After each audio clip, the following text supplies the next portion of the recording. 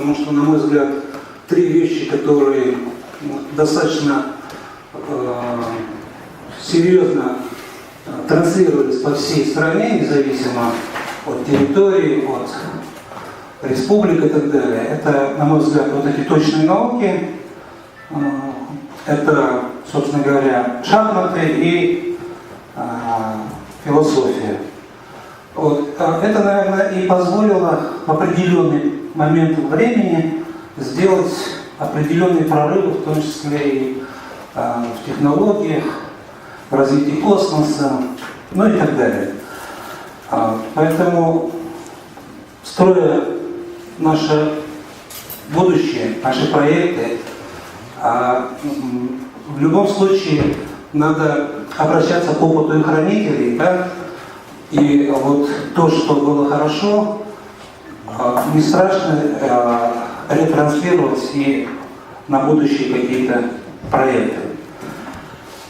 Еще один момент, о котором хотел сказать. Мне кажется, любое проектирование будущего, оно все-таки должно быть немного приземленнее и в пространстве, и во времени.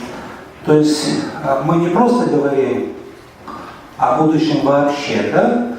А мы должны говорить о будущем нашей территории, нашего пространства, и в нашем времени мы должны двигаться. Вот. Тогда оно будет востребовано с точки зрения и заказчика.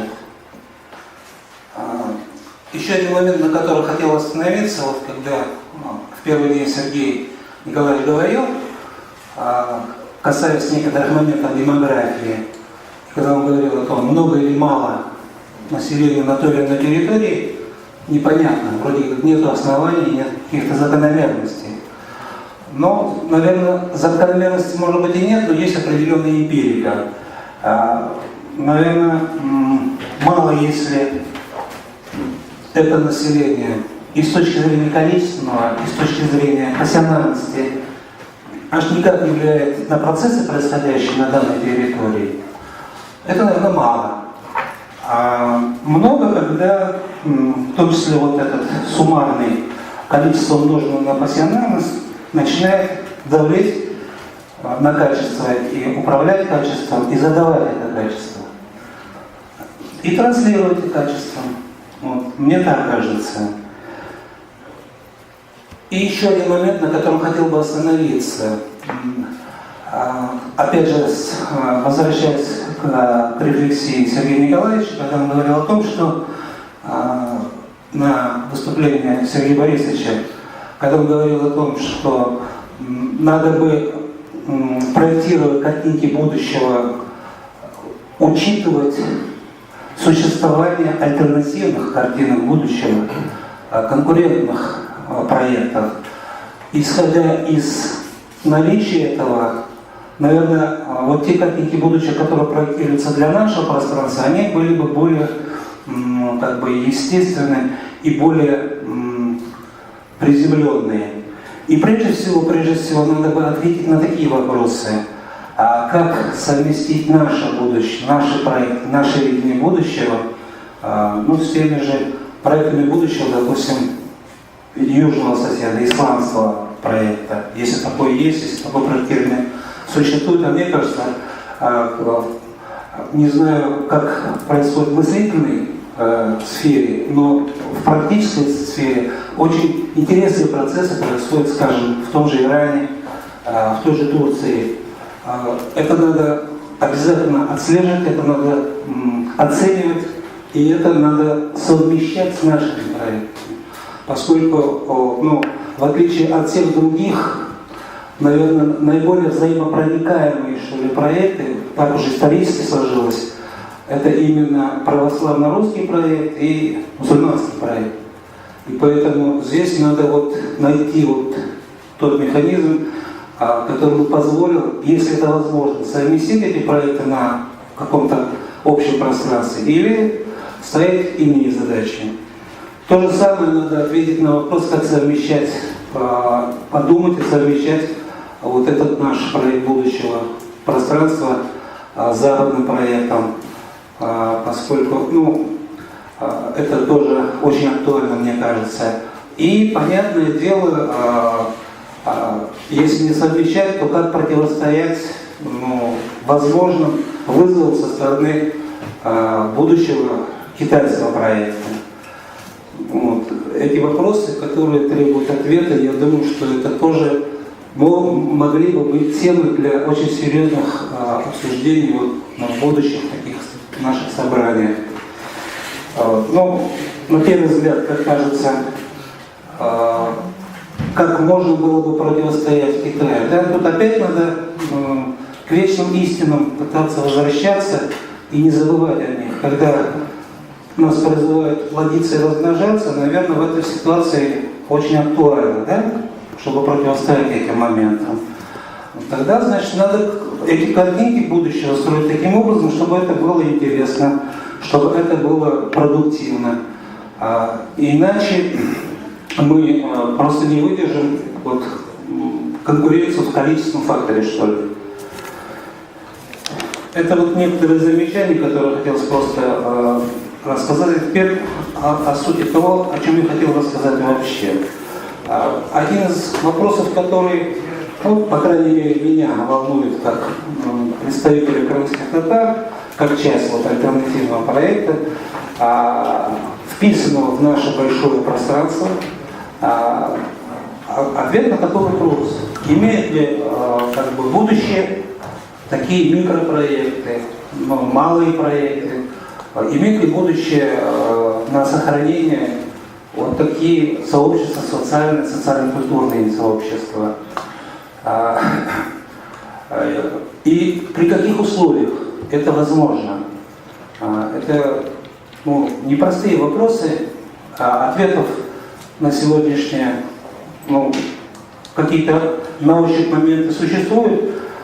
Я просто хочу показать некоторую практику, как пытались эти проекты будущего реализоваться именно для нашего малого сообщества на этой конкретной территории. Просто небольшой экскурс в историю, да? Где-то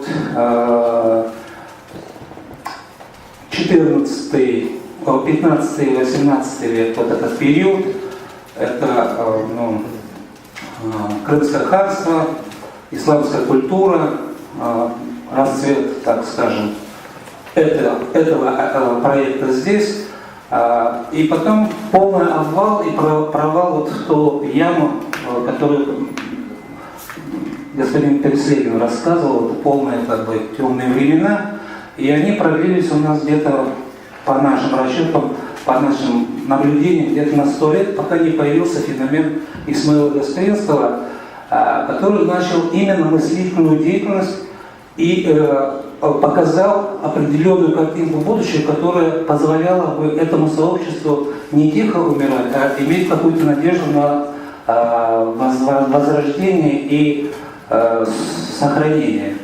Это его, причем он не просто метод показал, а совершенно новый метод получения и трансляции образования и знаний. И поскольку его метод, его механизм, который он предложил, выходил далеко за рамки как самого социокультурного сообщества, так и территории, он оказался востребован на большом пространстве. И это позволило, по крайней мере, русским мусульманам в тот период сделать достаточно большие шаги в подтягивании, в том глубоком отставании, которое происходило на тот момент. И он показал механизмы, как вписывать этот альтернативный проект в тот существующий, доминирующий русский проект. Это в известных работах «Русское мусульманство» он показывал, дальше было «Русско-Восточное соглашение».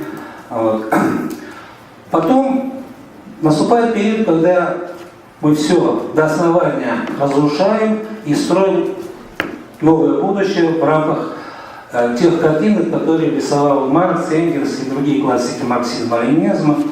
Но тем не менее, на 20-летний период удалось вписать этот маленький микрокрымский проект в тот большой проект в виде существования некого государственного образования, которое позволило в какой-то степени опять выровнять демографическую ситуацию, образовательную ситуацию и так далее.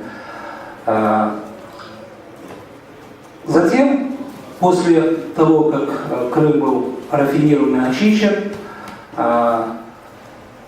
происходит вот миссию проектирования будущего в плане возрождения и сохранения была сформулирована уникальной системой сетевой, так скажем, коммуникации, которая породила национальное движение крымских татар, которое создало систему коммуникации для национального сообщества, находящегося во фрагментарном состоянии на большой территории. И это позволило ну, как бы создать некий сцеп, и главные целеполагания, которые были положены, это в начале 60-х годов, когда была поставлена для всех членов этого сообщества задача вернуться к истокам, вернуться к земле. Вот. И через 30 лет это, собственно говоря, проектирование будущего оно было реализовано в конце 80-х, в начале 90-х годов. Где-то 10 лет это примерно шло вот этот процесс, мучительный, больной, очень сложный процесс перемещения достаточно большой человеческой массы с одной территории на другую. Это вот пример практической реализации маленького проекта будущего, который был заложен 30-35 лет назад, до того, как это совершилось. Сейчас опять наступает, ну, как бы, основная масса уже вернулась, и думающая прослойка, мыслящая прослойка крымских татар, которую я себя тоже отношу, также начинает думать, а как жить вот на те вопросы, которые вечные 4 вопроса. Только эти вопросы задаются не только каждый сам себе, но и в плане, они транслируются на все сообщество. И такой опыт как бы некого проектирования будущего сегодня это сделала вот та организация Мелиферка, Народная партия, которую я возглавляю сегодня, и выработала вот эту программу крымских татар стратегии 21 века, в которой есть маленькая попытка вписать вот этот особый социокультурный проект в будущее вот этого пространства, которое неотделимо, на мой взгляд, и моих товарищей, неотделимо от того большого пространства, которое мы все здесь представляем. И для нас все это пространство также является как бы своим, близким, понятным, поскольку и мы несем также за это ответственность, поскольку прежде чем пришло доминирование на этом пространстве русского и православного мира, долгое время наши предки тоже за него несли ответственность, и нас также беспокоит, как вот этот весь наш мир и сможет противостоять в недалеком уже будущем и Китаю, и вот ортодоксальному югу, но и агрессивному Западу. И здесь, по крайней мере, вот один из макетов, который был предложен для Крыма, это создание зоны безопасности, типа Ноева ковчега, что ли, да, для того, чтобы можно было бы в какой-то момент здесь тоже вот сохранить наиболее ценные парадигмы всего того, что мы называем нашим миром. Вот так вот примерно. У меня вопрос к присутствующим.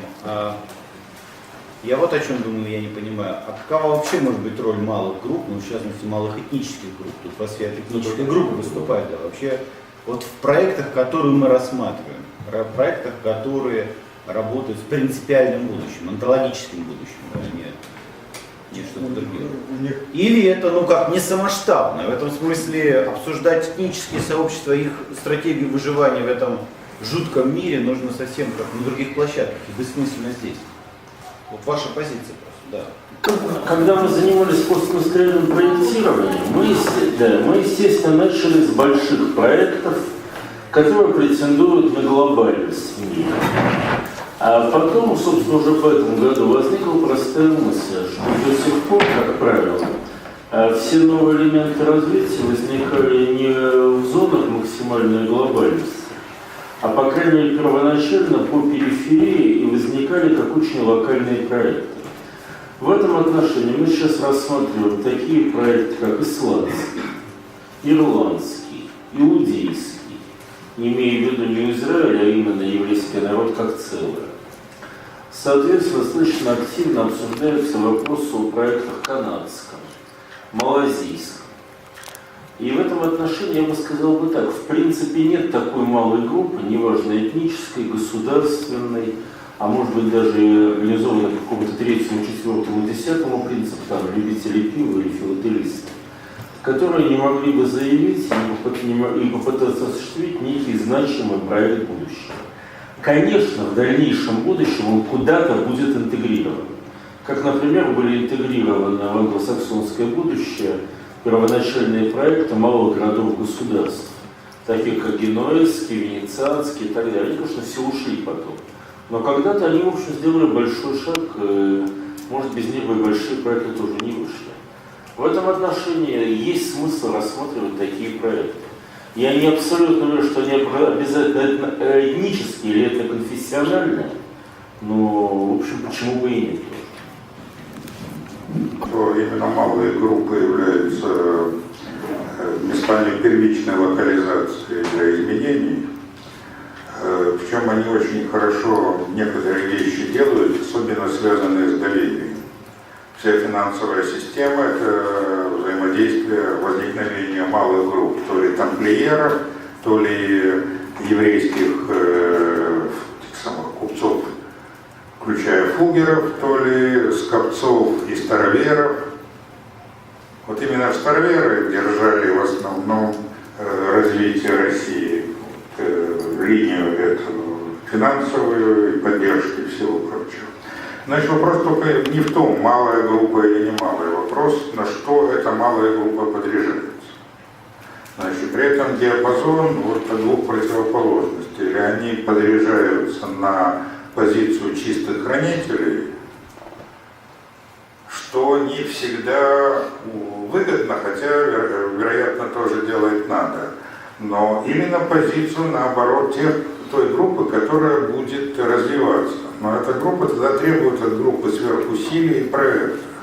Допустим, сделать татарскую науку, я говорю сейчас в кавычках, продвинутую, которая займет свое место благодаря своей силе, именно в этом плане, давлению, силу, влияние и так далее.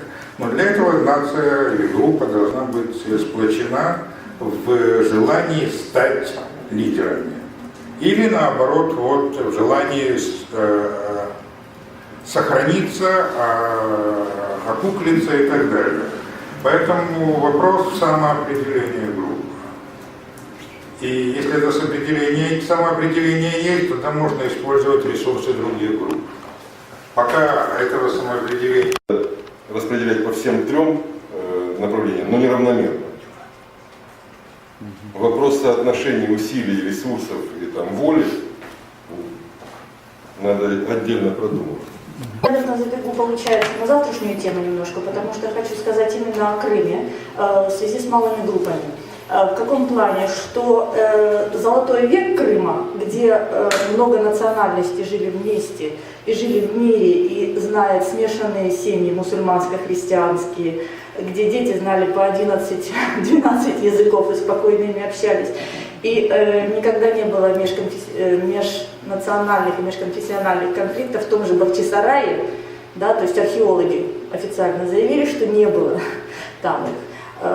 До вот этого искусственного вмешательства, когда начали крымские национальности выдергивать, переселять и смешивать. Вот. И я считаю, что в этом плане взаимодействие на территории Крыма малых групп – это такое богатство, которое в тот момент позволило ему развиваться и позволило ему достичь, скажем так, своего расцвета, что нельзя просто так отбросить этот момент, его нужно использовать и как бы изучить получше. Да? Например, на сегодняшний день есть крымско-татарский художник, который открыл философию вышивки именно крымских татар, караимов и крымчаков, потому что крымская вышивка восточная, она несет целую философию. Она отличается от вышивки, там, скажем, среднеазиатской тем, что она смешана с константинопольским, с византийским моментом. То есть только золотая нить используется только как бы в этих вышивках крымских татар. И эта философия, которая идет в искусстве этом крымско-татарском, она тоже является как бы результатом взаимодействия этих групп. И поэтому вот Крым в этом плане такая вот экспериментальная площадка, которая она была. И то, что позволяет нам сейчас жить в мире, несмотря на то, что нас постоянно пытаются перессорить здесь. Ну, понимаете, именно потому что Крым было такое уютное, комфортное место. Здесь не происходило практически никакого развития. И поэтому всякий раз большие державы имели в себе необходимость и достоинство хамить в Крыму по отношению к этому сложившемуся ансамблю. Но сложившийся ансамбль, еще раз, вот он не предполагал развития. Я боюсь, как бы, что вот все, что вы сказали, это все точно, но про консервацию, не про будущее. А коммуникация, которая была между народами, то есть коммуникация, несмотря на то, что они оставались все равно в своей сущности крымскими татарами, караимами, крымчаками, итальянцами и немцами, да, тем не менее коммуникация между ними, она, я считаю, что она является этим достижением и что она позволит прорыв дальнейший сделать. Потому что, несмотря на какие-то течения, которые пытаются разделить эти малые вещи. Ну, мы про депортационную программу говорим. Не только крымско-татарского этноса, но гораздо шире представлены и начатые все-таки еще с проектов Потемкина. По крайней мере, мой дедушка из греков, я это точно знал. Да. Давай. Ну, я бы вопрос таким образом поставил еще. Он опять логически следует из всяких тематик наших игр, которые мы проводили, особенно из вот финальных. И они часто, Сергей часто критиковал нас за то, что мы слишком много внимания уделяем вопросу украинской этничности и вообще украинскости как таковой. Поэтому вопрос звучит так, может быть, так даже радикально. Если мы говорим об ином будущем, у него вообще есть место этничности как таковой? Какова эта этничность? Какого характера? Если это космополитичность, то опять-таки какого характера? Потому что мы тут уже договорились о том, что будут полулюди. Как этот ансамбль, как они будут все взаимодействовать? Какого рода конфликты будут в этом случае? Ну и так далее. Куча как раз вопросов социального пласта.